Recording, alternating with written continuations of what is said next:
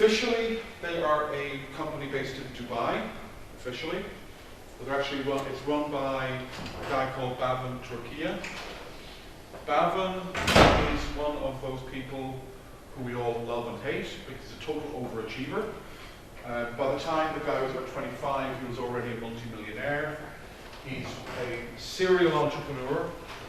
He set up Direct Dye in India, which became a very large registrar and hosting provider. And he sold that to Endurance International about 2 years ago? Yeah. He's now got Radix as his main business. Yeah, how much you sold it for? I can't remember. $300 million. He now has Radix, which is an applicant for several GTLDs. About 30. And he also has another couple of businesses, including stuff in the messaging space. What's his name again? Bavin Turkiya. And his younger brother, Julia. thank you, also kind of works with them in complementary businesses. He did a lot of stuff around monetization. So they've got, as it states who they are, so actually, yeah, you said 30, 31. Largest application from Asia. The company, as I said, it's based in Dubai, but realistically, they're Indians. They've got 4 TLDs live. I think is that correct still? Yeah. Yes, probably still. Okay, top 7 most valuable strings.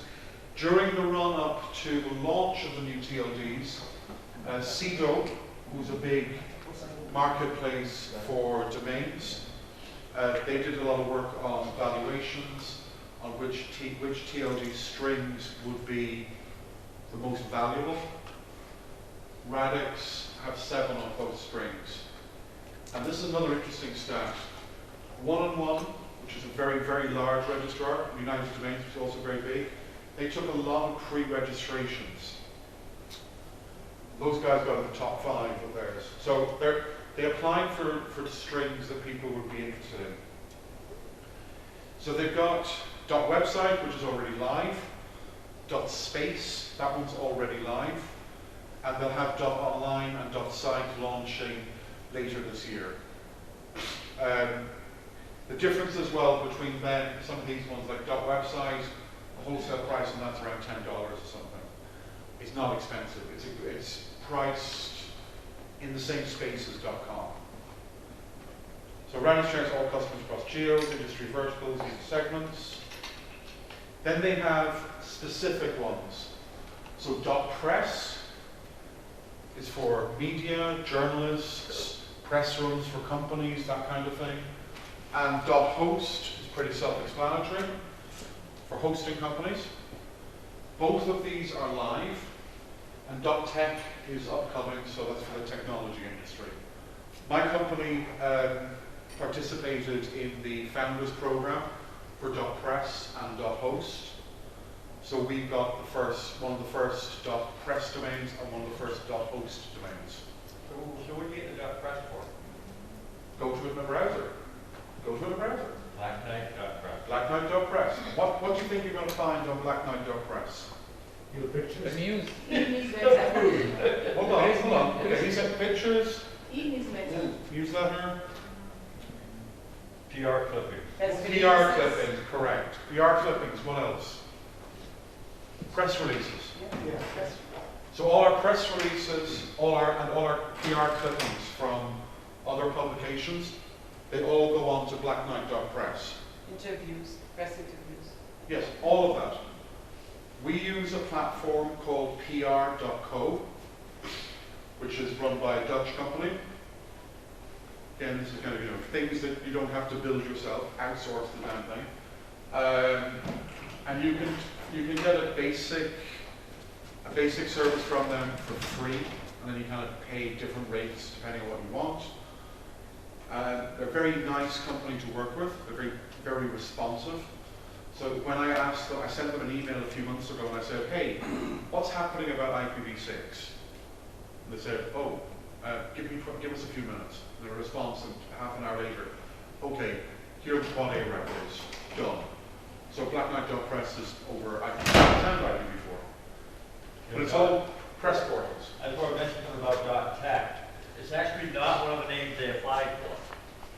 31 applications, .tech was not one of them, but they decided they liked it. So it was going to an auction.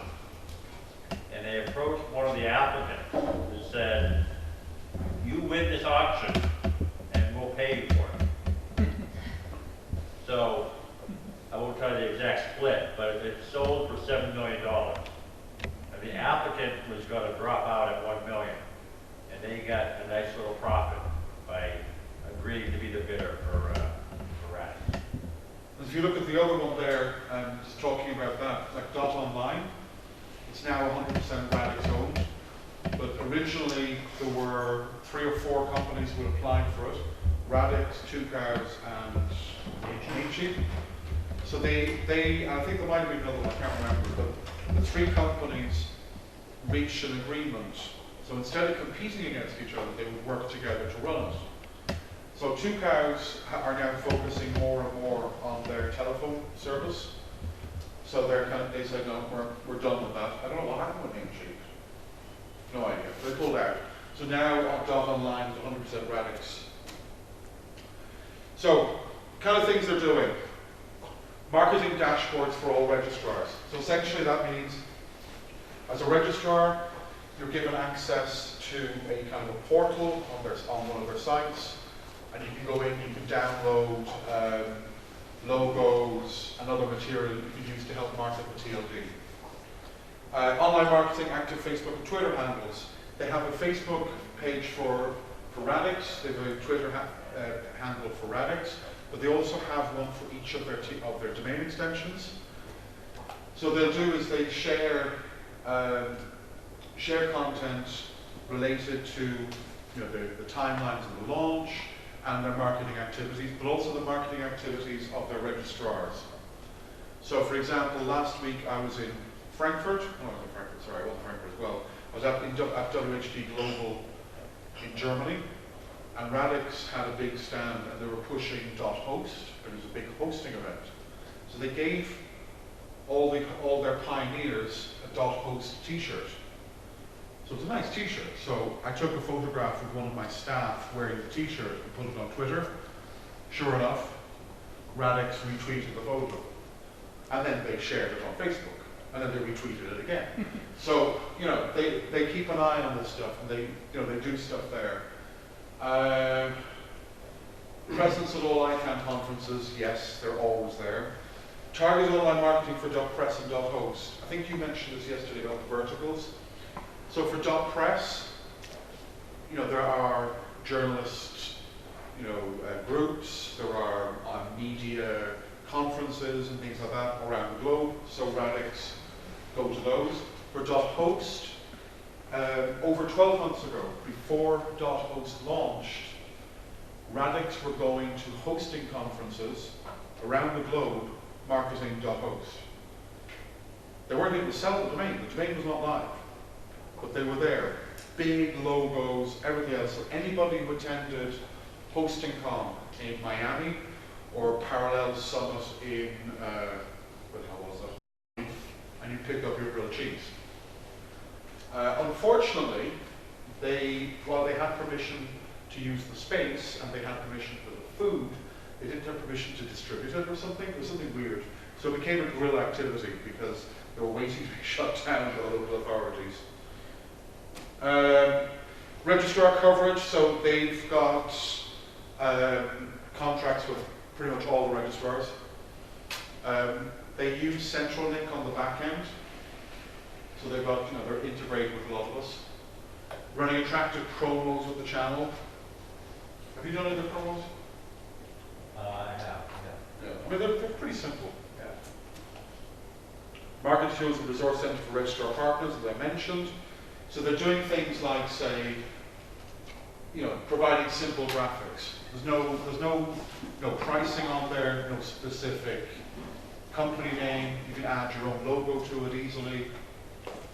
And the important point here for CCTLDs is looking at the amount of support they give to their resellers.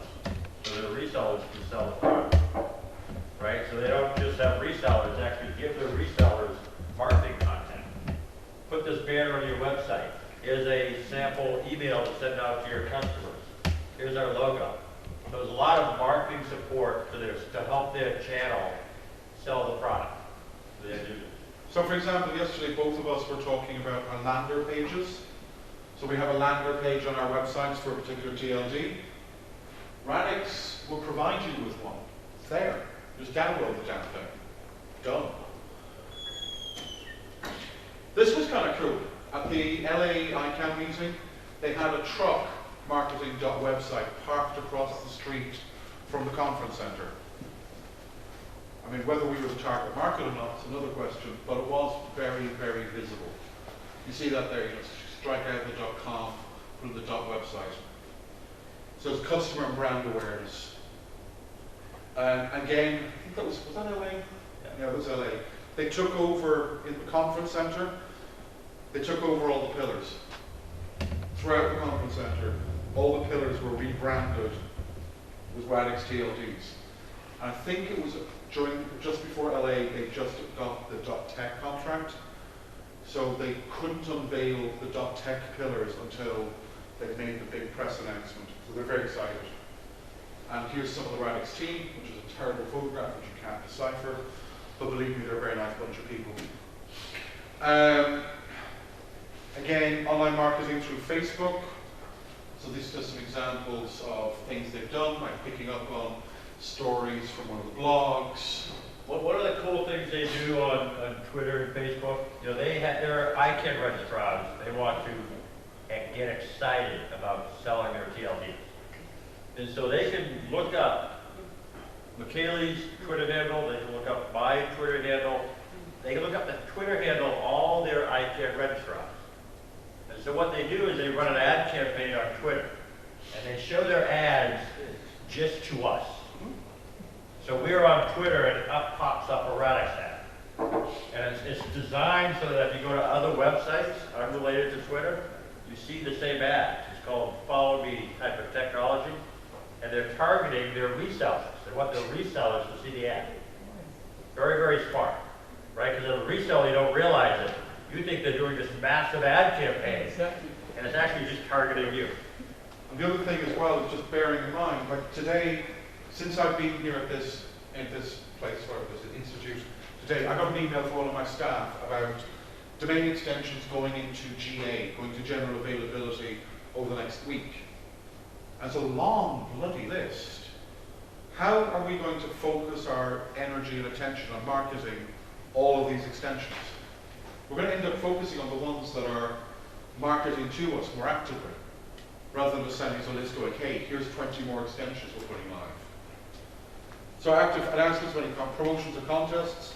Actually, they did some interesting promotions and contests.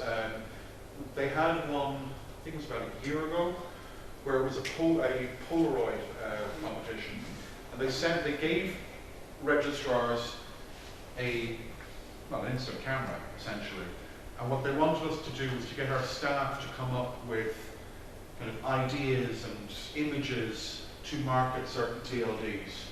And then they gave a prize to whoever came up with the best one. Twitter, again, they do contests and things like that. .store? Oh, we don't have that one. Oh, okay. What about that? Okay. So they do lots of stuff on Twitter, tweeting about conferences, and there you've got more photographs of themselves, because you can't really take a photograph of a domain name, but you can, it's a little bit boring. And now, the more targeted things. So for .press, obvious place to go, journalism.co.uk. It's a big portal for journalists, where journalists would go to get information about news affecting them, job postings, training, etc., etc. Pointer, I don't know what Pointer is, but I assume it's something to do with media. Again, you know, .press. So they're targeting, they're doing the advertising where that vertical market is going to be hanging out. Conferences. Then the World Press Freedom Day, which is we haven't had yet. So this is what they'll be doing later on this year. And they've got journalism.co.uk to be spelled in every slide. I see that. Talk about who launched on St. Patrick's Day. .irish.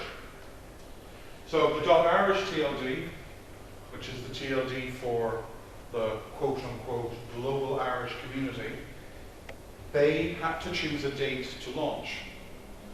So as Tom was explaining yesterday, like the day before, for a launch you have to have a sunrise, you have to have a land rush, you have to have the GA, all this. So there's certain phases you have to have. So for those of you who've looked at the timelines, you know, like you were looking at the contract, you have a certain number of days when you need to do things, etc., etc. So St. Patrick's Day, March 17th, is a big day for the Irish global community. This is St. Patrick's Day. Do you celebrate St. Patrick's Day here in Egypt? You wear green. You wear green. You wear green one day. Why don't you celebrate St. Patrick's Day? Oh my God. It's your one chance in the year to be Irish, Yeah. just by wearing green. Come on, you can do it. Okay, never mind. Well, anyway, so St. Patrick's Day is huge. But the funny thing is with St. Patrick's Day, it's bigger outside Ireland than it is in Ireland. So the Americans, who are like first, second, third, fourth, fifth generation Irish Americans, they take St. Patrick's Day way more seriously than we do. I have an Irish passport. Most of these people don't. They take it way more seriously. So I was in Austin, Texas this year, and the entire center of Austin, in Texas, in the middle of the US, it turned green. Okay, so Irish people are pale-skinned, with red hair. Did I mention pale-skinned?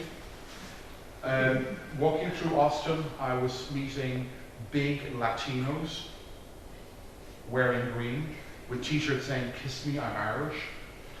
I was seeing people of, you know, African Americans, and God knows what else, all these big black guys, you know, "Kiss me, I'm Irish." I'm going, really? Wow, okay. So, you know, it's a huge thing. So they're choosing the dates for the launch, try to get some buzz going about it. You know, for a vertical one like .journal, like .press, you know, they're focusing stuff around journalists, media. The World Press Freedom Day, again, this is all throughout May. The freedom of the press is a big thing. Digital freedom, all that. So here's some more photos from stuff that they've done promoting .host. So here, the one at the top, that's a gift basket that they put in every single delegate's room at the Parallel Summit in New Orleans last year. There were no Radix staff at the conference. Radix did not have a booth, but they did have a room drop.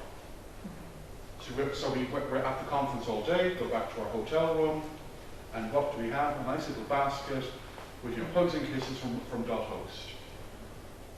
It was kind of cool. Webhosting.info, which we mentioned, a reasonably good source for statistics. A lot of people who are interested in the hosting industry will go there because we want to know what's going on, and they take it over. Okay. Disclosure. Webhosting.info is also owned by Radix, so that wasn't too hard to do. But you know, you see they do stuff like the entire branding, the color schemes, everything. World Hosting Day in Germany, it's got over 6,000. HostingCon in the US is about 3,000. These are two huge conferences for anybody who wants to talk to hosting companies. So for you guys in the registries, if you want to talk to hosting providers, those are the events you want to go to. Maybe you don't want to talk to hosting companies, I don't know. Then the .host Pioneer thing. I'm very happy to see my logos there. So what they did, as mentioned, the Pioneer program, you want to get companies to use the extension. How many of you have got one of my business cards? Have you looked at the email address? What extension is it? Tell us. Doesn't take much to work this out. It's .host. Okay, now our website is .com, but I made a conscious decision for all the business cards, when we give out a business card, it's all .host. Baffin hates me, obviously. And what about universal acceptance? Not an issue. No issue? No, doubles works fine. Okay, in terms of email, there's no problem. Okay, there is a problem, and it's not an easy one to overcome. If we put on, we do print advertising. So what we've been doing, again, conscious decision, I have contracts with several magazines and newspapers to run ads every week, every month, every whatever, depending on the frequency. So I'm always going to run an ad.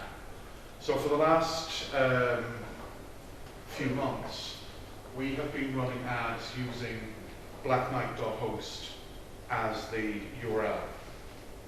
There is a risk. People could think that it isn't a domain. But it's a risk I'm willing to take, you know. Why not? They know who Black Knight are in the Irish market anyway, so. You know how you address that, Bob? You add www. Yeah, true. But the thing we had as well is like an email address on the ad with the @ sign as well, just kind of, because people know what an @ sign is. Yeah. They might confuse it with Twitter, but that's okay. We've got the Black Knight handle anyway, so I don't really care. You know, it's fine. But you know, some of these things we're trying it. Like I don't make a lot of money from selling these domains, but what I want to do is just have more stuff to sell, so it works for me. So these are other hosting companies who got a .host domain and used it in some way. Some of them are actually switched over completely to a .host. Premium names. So we mentioned this yesterday. So Names.com in Vegas, which I think we also mentioned yesterday, they had a domain auction featuring several premium names from Radix, from .xyz, .club, and what was it? There were 3 or 4 of the registries. .global. Yeah, so a few of the registries put domains into this auction. So these are premium names, they've never been registered, and they were up for grabs. It's also a conference, that conference is also one which is attended by a lot of people who invest in domain names. These are what we call domainers or domain investors. So some of these people are very, very successful. They make an absolute fortune. But they'll do things. So it's kind of cool. So the premium name auction at Names.com, there were several of their domains up for grabs, and most of them sold, I think. South by Southwest, which I mentioned already, it's huge. South by Southwest, the entire city of Austin is invaded. It's just taken over completely by this festival. There are 3 festivals. There's interactive, film, and music. And the big conference center is like the main hub. So they were pushing .tech and .site. Big stand, lots of presence in the middle of the room. So live websites, they're not featuring blacknight.press, I'll have to have words with them. You know, there's companies using the domain name. So you've got a hosting company that is modern.host. Another company offering some kind of live chat solution. Another one, freedom of the press. You know, these are live. This is something that would be really easy for CCTLDs to do as well. Showcase 3 of your customers every month. And what you'll find is the people you showcase will let them go to social media, they'll tweet about it, and again, it's a way to raise awareness about people actually using your product. But don't forget, small businesses, we love attention. We love PR, we love media attention. You know, a lot of the small businesses, they look at the registry, you have this element of trust. You're more trustworthy than we are, even if it's not true. You have like a brand, you're established. So, you know, this thing, the case studies, who's done good case studies? .co. .co have done a bunch of them. They had a website, I'm not sure, I can't remember, was it go.co? There's startup.co and things like that. Yeah, so they do, .co did it, .eu have done it, .me have done it, where you take active websites, active web apps, whatever, somebody using the domain extension, and you showcase them. You know, you say, look, this is what somebody is doing with the domain. And it, you know, it can be a bit of fun. It attracts, it's something for people to talk about. And a lot of the time it's small businesses, they're happy for the publicity, PR. You're all very quiet. Yes, go ahead. Can we go back to the previous slide, the festive thing? Yes. So this is a film festival? It's film, music, and interactive. And interactive. Okay, so, and what does it have to do with both tech and outside? The audience. People like me go to conferences like that. People like you, if you lived in the US, would go to conferences like that. So it's actually, there's probably a dozen domain name companies there. So .co, for example, which has decided to position themselves as the TLD for startups, right? This is like their marquee event of the year, where they go and promote themselves, because there's a lot of startup entrepreneurs that go to this conference as well to network. I mean, there's a huge number of entrepreneur types and people who are interested in tech go to South by Southwest.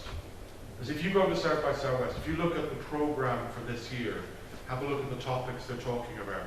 That there were lots of panels on Internet of Things, digital privacy, drones, driverless cars, I don't know, all the cool tech stuff. So, and you were there as a hosting, I mean, you were interested? No, I was there as me, Okay.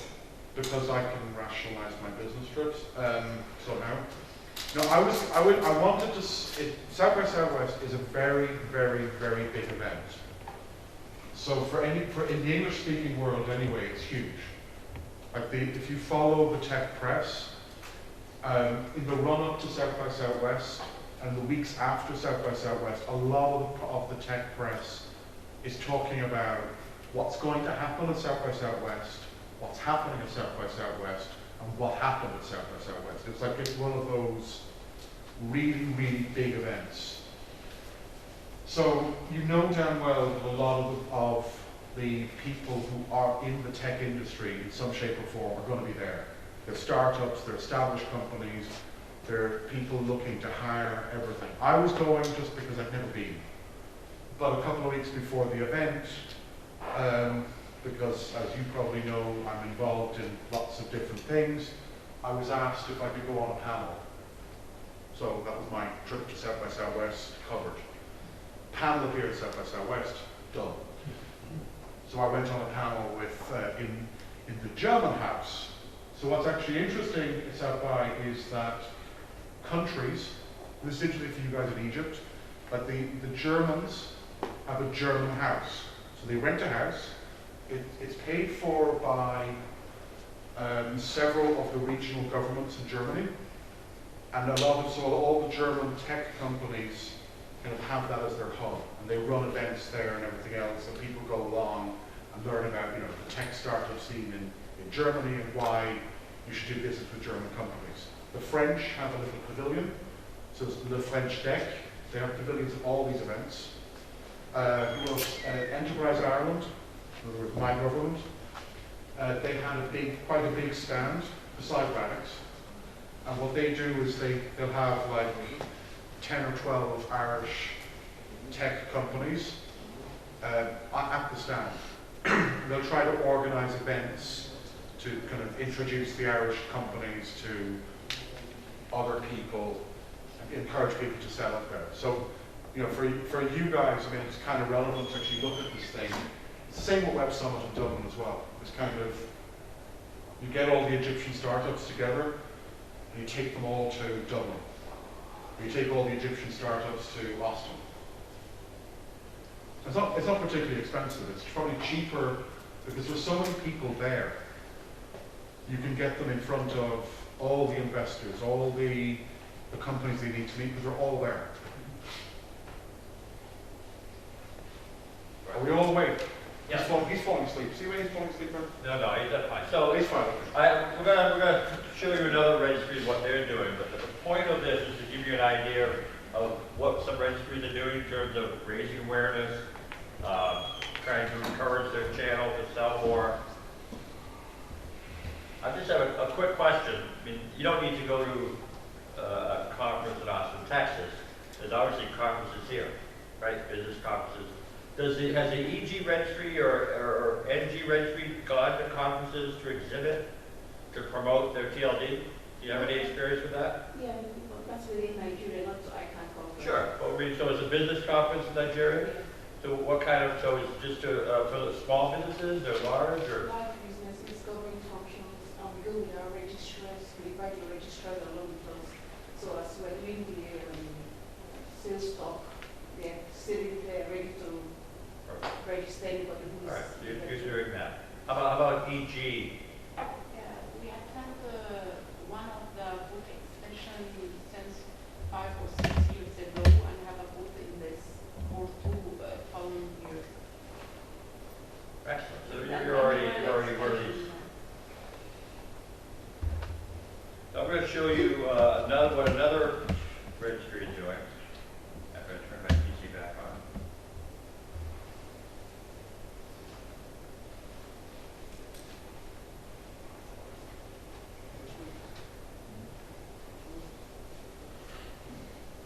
So we do a lot of micro sponsorships.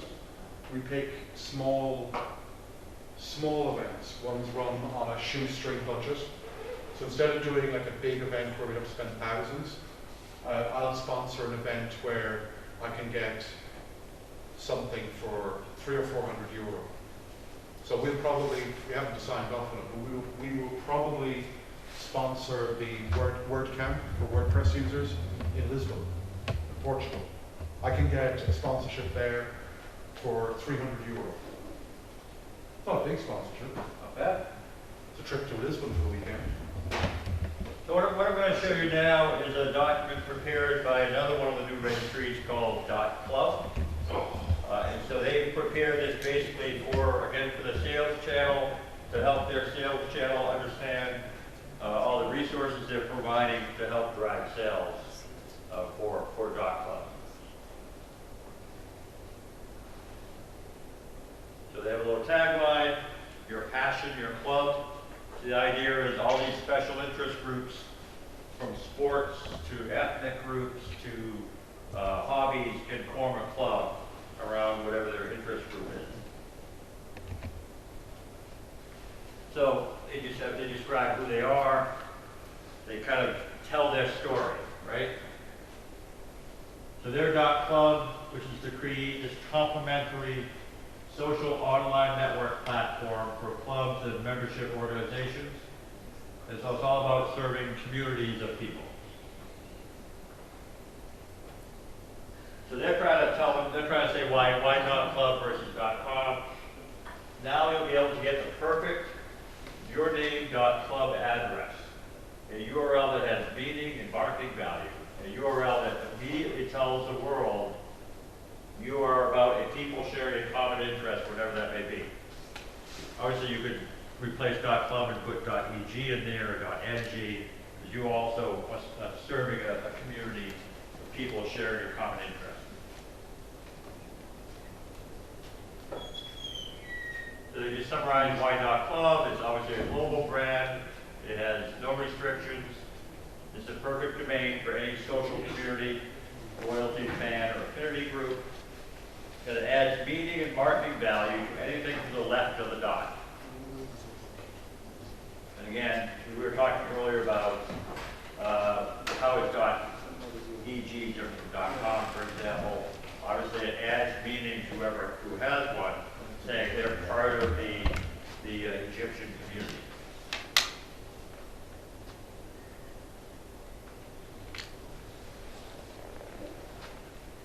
All right, so .club is not like any other generic string. It immediately brings recognizable meaning and marketing value to any name to the left of the dot.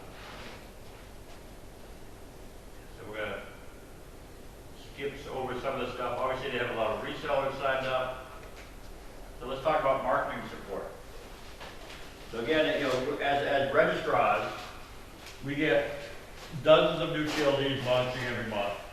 We have to decide which ones do we invest our own resources into, in terms of getting it active, in terms of doing marketing for it, in terms of telling our customers this is the one you should care about. And so when we make that sort of investment, we want to know if the registry has made any sort of investment. Because we certainly don't want to be pounding the pavement and telling our customers to buy if the registry is not that proactive about it. So they're trying to convey to us that you resellers, you should do something about this because we're investing a lot in raising awareness for this TLD. So they talk about spending 7 figures, which means over $1 million, on a marketing campaign using both traditional and non-traditional efforts from digital, outdoor, social, direct marketing. They also talk about doing grassroots and strategic marketing partnerships, including co-marketing opportunities with registrar partners. And what they mean by that is they either will give marketing funds to some resellers who agree to do certain marketing campaigns, or they'll give a rebate perhaps if the reseller agrees to do a marketing campaign. And to make life easy, they provide what they call creative assets. So they don't force me to figure out, just like Radix, they'll give me a logo to use, they'll give me graphics, they'll give me marketing flyers, so they make it easy for their resellers to help sell their TLD.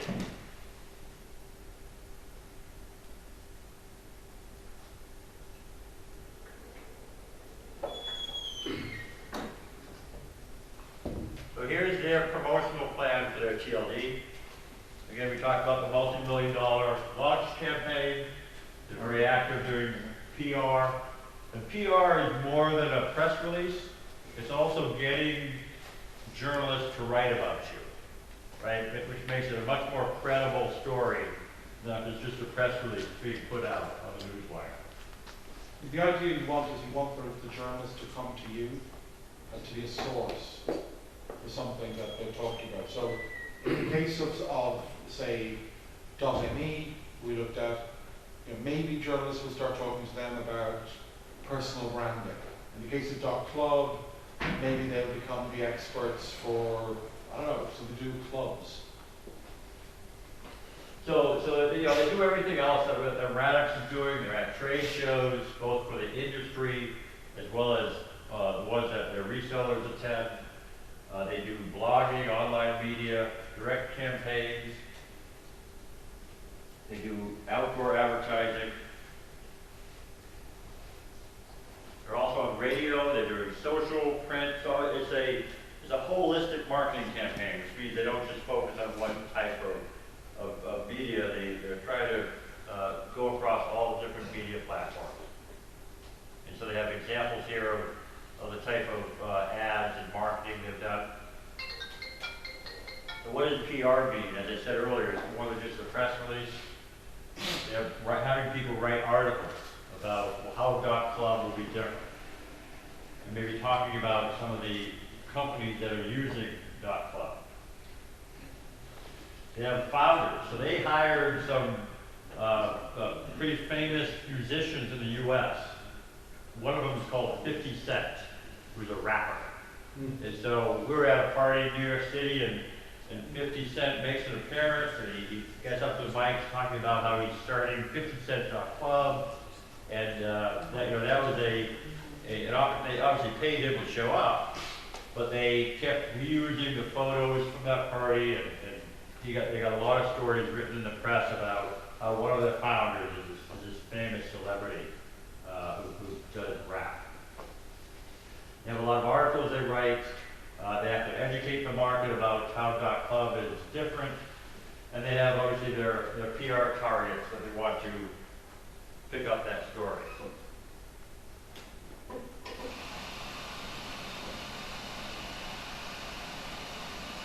So once they give all that creative assets like logos and collaterals, they don't stop there, but they also help their resellers. So the audience here are the resellers, like ourselves. You say, here's some ideas for you to help us promote this TLD. So certainly if you include .club in your company's logo when you promote new TLD, create a customized, dedicated landing page just for us. When someone wants to get a .club, don't suggest they buy some other domain name as well. Making sure you include us in different categories of TLDs. If someone's doing a search, make sure we're in the search results, right? So this is where you talk to your resellers in your market. And if they have a search box, do they always come back with .com results, or are they also coming back with .eg results, right? And in fact, as part of a co-marketing campaign, you can incent them to do that. So it's pretty straightforward. These are just some screenshots of, for example, dedicated landing pages just about .club. Here's a 50-cent celebrity saying, I'm in the club. You can be too. So the celebrity spokesperson basically is promoting the .club domain name.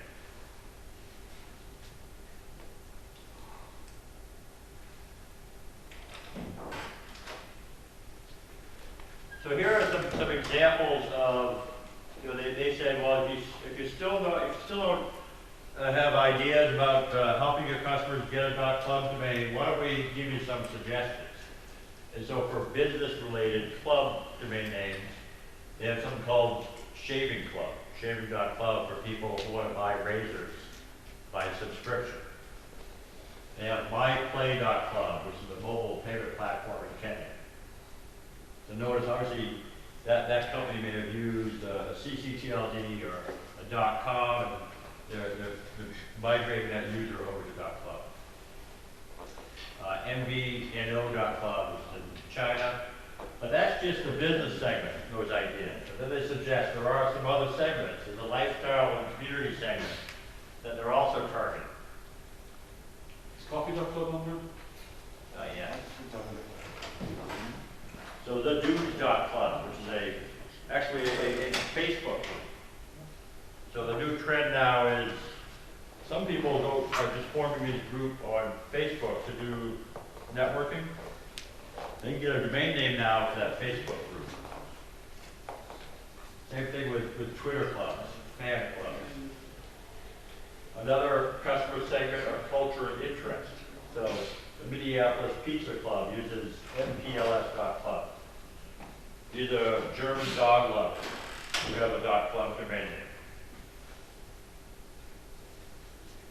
So they're doing a few things here which are a little subtle.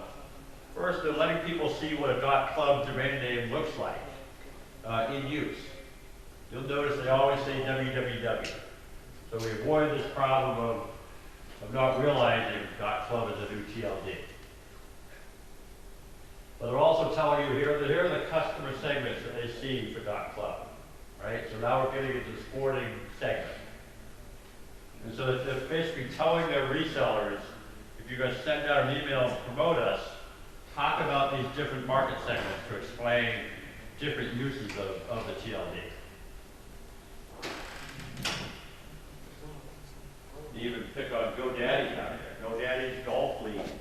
So one of their resellers, they're claiming it has a golfdaddy.club.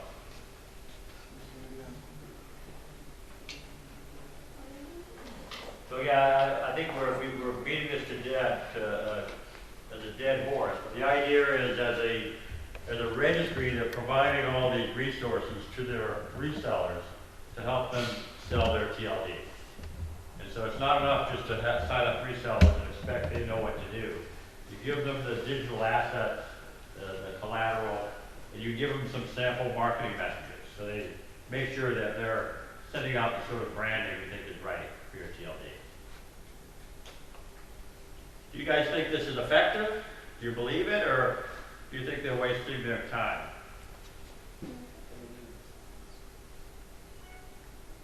Any thoughts? No, they're right. I mean, they're doing it great. I mean, for every successful company, you have to have this kind of thinking. I mean, you start small and you don't do anything. You don't grow. Does this make sense for a CCTLD registry to do? Yeah, actually, I confirm what you say, because last year we embarked on a similar project that was small scale, where we identified two registrars that were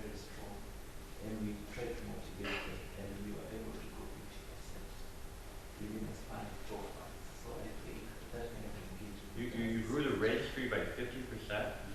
just by working with two With two registrars. registrars. How many names under management do you have now? We have right now 43,000. 43,000. Yes. You doubled it 1 year. It's amazing. How much do you charge for domain name wholesale? We reduced our prices by 75%. It was Kenyan shillings, it was 22,000. We now we're charging it at 600 shillings. How much is that in dollars? In dollars, that's around $6. Okay. Yeah, from actually it was from $15. Okay. Not $22, $22 now. Okay. So that's a dramatic increase. Just Perhaps that's what drove the numbers. Yes, Because that's it's now more affordable. So unfortunately, it had a negative impact because we are a multi-stakeholder organization. All the other registrars, we've got close to 200. We started complaining and saying that it's like we're discriminating. So we had to apply the same discount to everyone else. So we are in a position where now we reduce the prices to everyone. Revenues are going down, but the same two registrars are one that are bringing in the numbers. So I don't know what kind of solution it would be. Yeah, interesting. How about for .eg? Would this sort of thing make sense for EG to do with their resellers? We have that there are 50 for ASCII.eg, there are 50 resellers, right? Yes.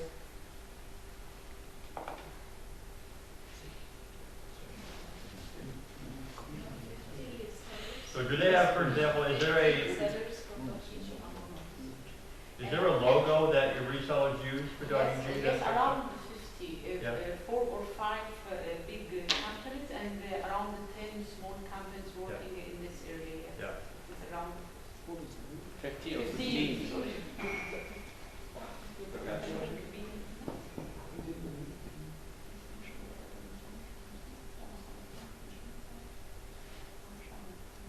The other thing I like about .club is they've done a good job of identifying their market segments. The interesting about our club is anyone who is in, or any group who has common interest, everyone in this group is a content provider. It's not depending on entities who provide content and the others are readers. Everyone is content provider at the same time they are content receivers or readers. It's the same idea of Facebook, I think. Everyone is writing this content and everyone is receiving the content of the others. So the club is very potential to move Right. in the coming years. I agree. But right before the invention or discovery of Facebook, the Arabic internet environment has been full of, I don't know what to call it, groups. Groups talking about singing, Yeah.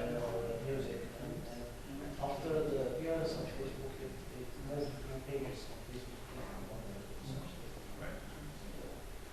Yeah, well, one of the things that's probably missing here, because we talked about this earlier, is that there is no, I'm a registrar, there's no software tool necessarily that I can say, use this with your .club as an instant content management platform. Right? There's no very low cost tool that I think I would use. And so that'd be a great value add to sell with every club domain name. It's a WordPress blog or something where they can manage their community.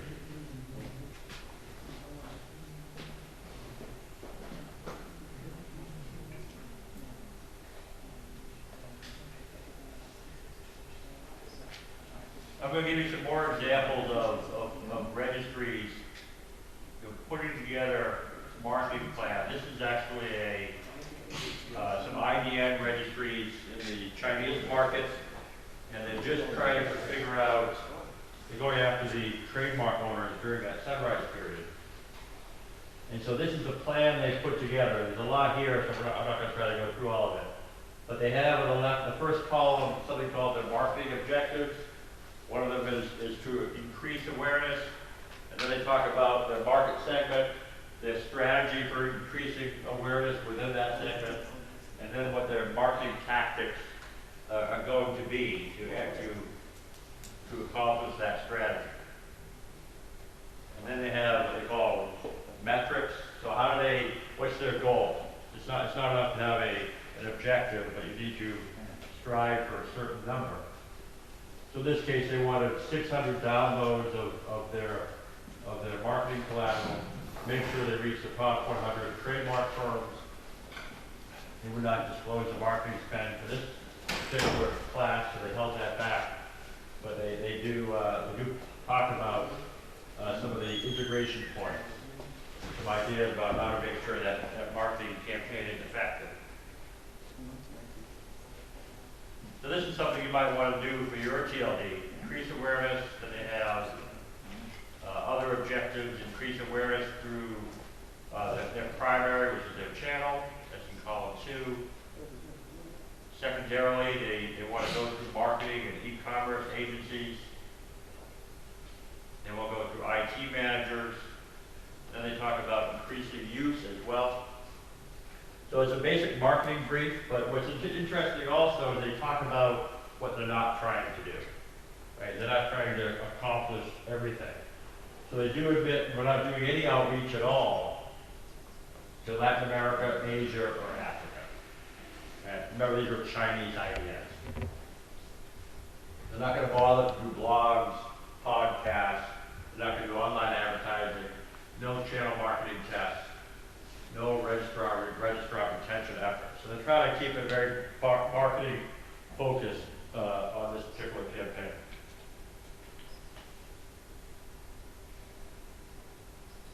What's also interesting with the Chinese online guys is that they have been running training courses, trying to train English speakers about Chinese domain names as an investment opportunity. Seems to work.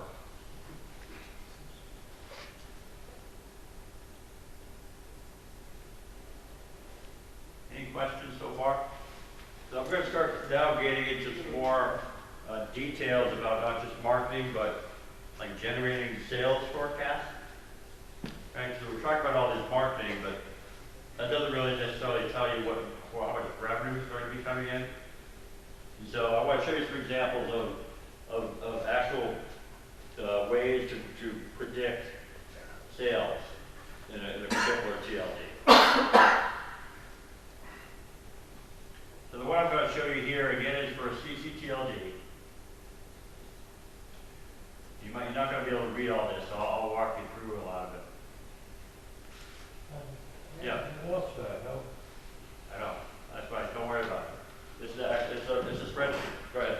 What other types of analysis do you recommend that startup or entrepreneur make other than the swap? Do you recommend, for example, a steep analysis, test analysis, or something like this, or it's What are these analyses? political, environmental, social, ecological, legislative, and this is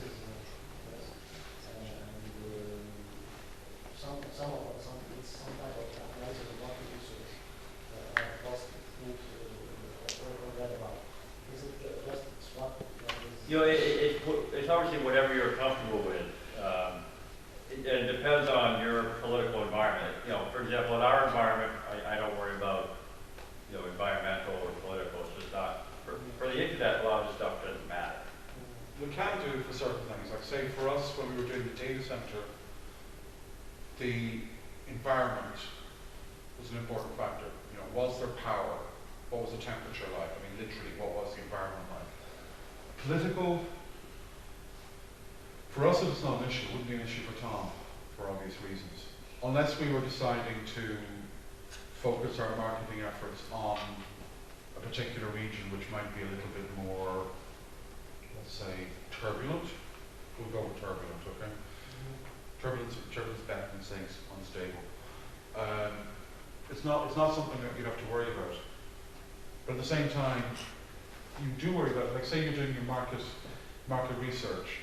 If the market research shows that everybody in the country is more worried about feeding themselves than buying domains, then you probably shouldn't be selling domains. I mean, I would kind of throw it all in there. I don't know. What do you think? Yeah, I mean, it's I'd rather not be distracted by it, frankly, Yeah. my business environment. But I don't have a business, a management degree in business, or a graduate degree in business. I don't think, we'll get it a little bit into, the most important things I think are understanding and positioning, and that requires market research, which isn't complex. You know, it's interviewing customers, it's looking at your competitors. The SWOT's the easiest thing to do, and it's something you can do on an annual basis. There's certainly a lot of analysis you can do. We're going to start to get into how we figure out sales, but that requires you to have access to market data, both for your own business as well as your competitors. But yeah, I don't think it gets too complex. What I want to do now is we're not going to go through this in too much detail, but for the next day or so, we're going to start getting into financial forecasts, both for how do you budget your expenses in the domain name industry. It's a little different from other businesses, but also how do you generate sales forecasts as well. So I wanted to give you an example of a CCTLD that put this together, that was taking their TLD and trying to market it internationally.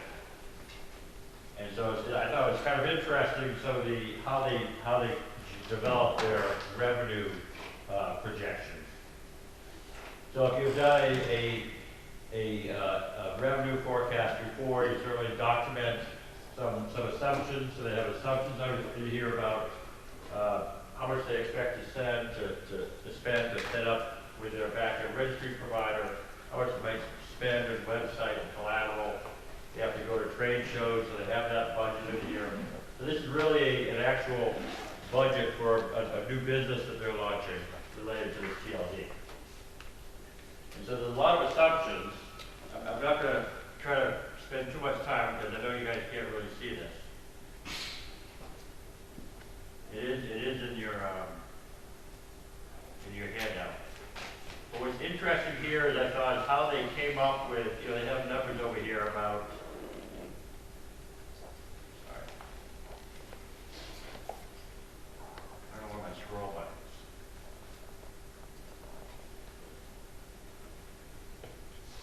So they have their revenue forecast 1 through 8.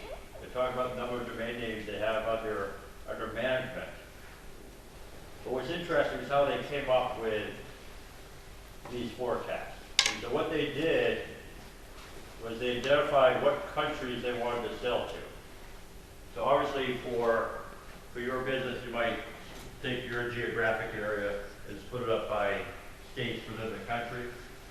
But what they have here, the first column is target country. And so they're targeting emerging economies in the world. So Brazil, Turkey, Indonesia. And for each country, they're looking at the resellers, domain name resellers that are active in that country.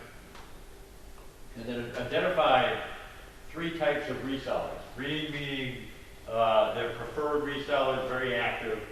Orange or tier 2, and red, which is, I know it's not readable, is tier 3. But what they're trying to do is they look at some historical data, and they know the market share that these resellers have in the markets for each one of these countries. So based on their market share, they can set certain goals for their TLD for each reseller. So they're saying if you're a reseller that has 30% market share in your territory, when you sell my TLD, I expect you would have 30% market share for my TLD.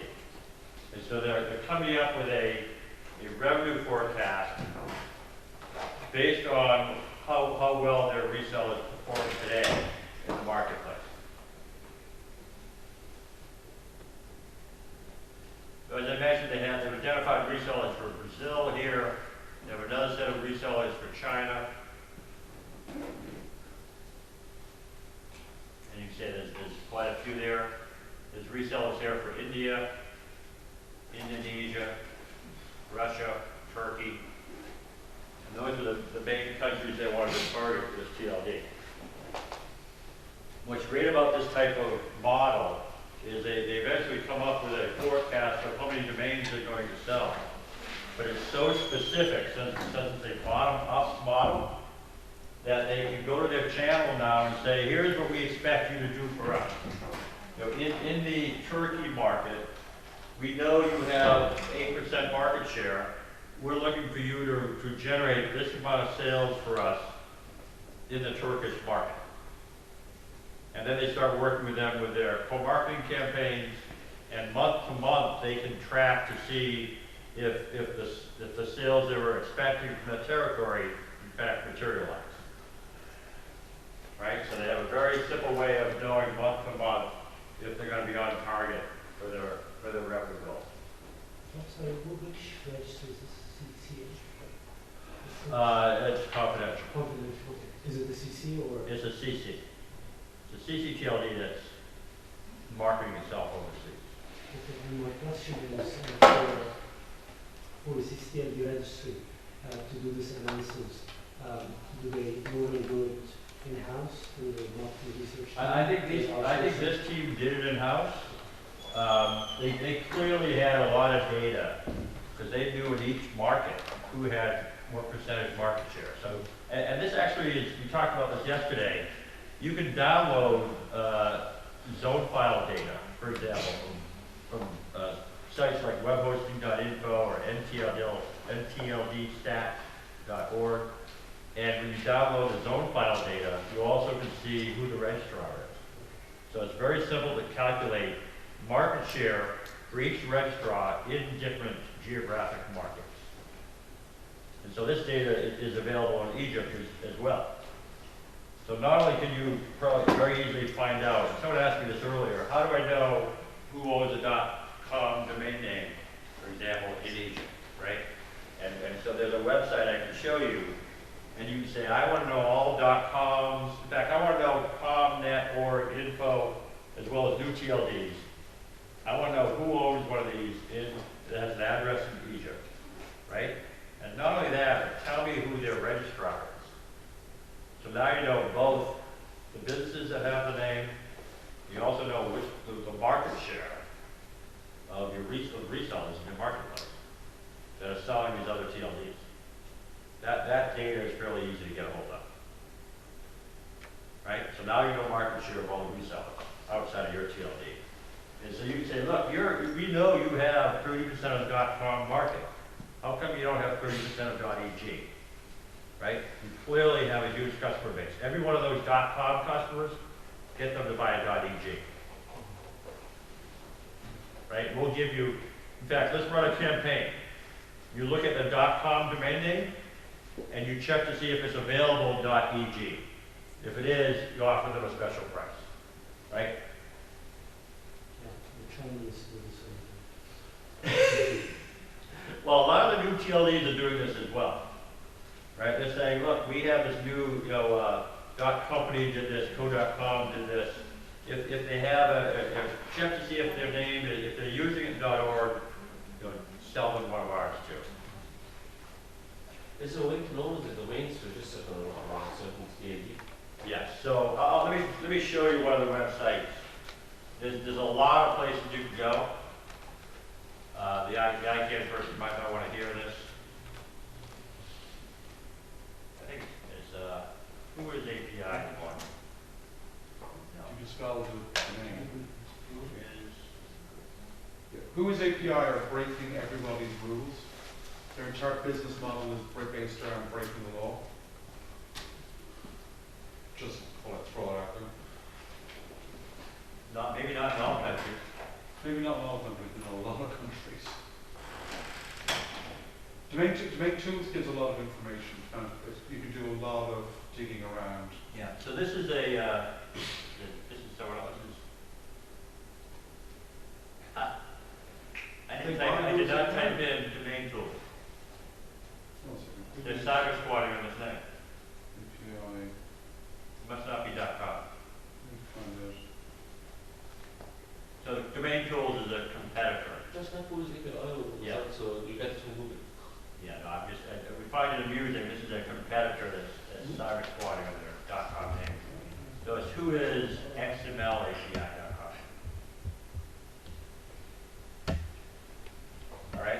So this company claims to have the who is data of every TLD in the world, right?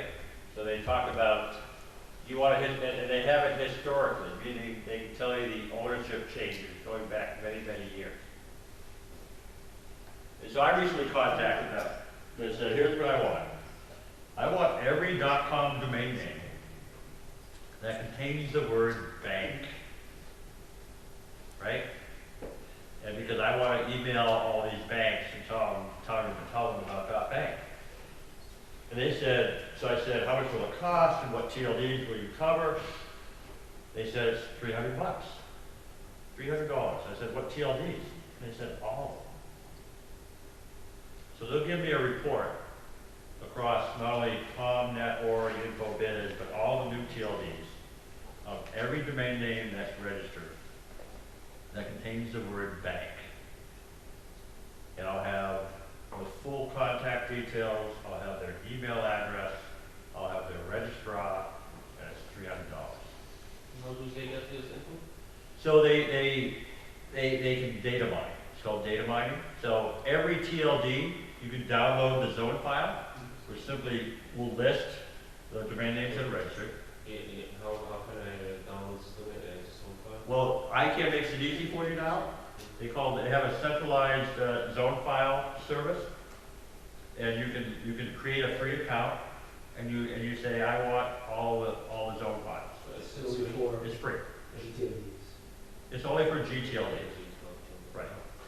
Of course, only what was in your registrations. Well, it includes .com, doesn't it? Yeah. Yeah. So for free, you can download these zone files. So you can download the .com zone file, 120 million names for free. And then the next trick is to get the who is data. And then you have to have programs that query the who is. It has to be done in a way so that you don't get shut off by running too fast. So there's all kinds of tricks. Or you can just go to one of these guys that's already done it for you, right?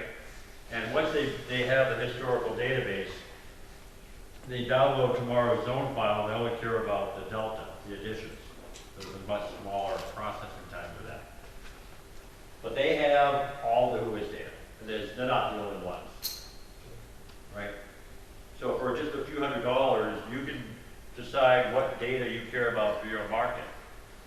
And you can not only get all the contacts of the businesses or individuals that have names, you'll know, for example, if maybe there's one individual who has 5,000 names, right? So you get an idea of frequency, and then you get an idea of what resellers are active in this market, right? And that gives you an idea of who has market share for Egypt, basically for domain names outside of the CCTL. Any questions about that?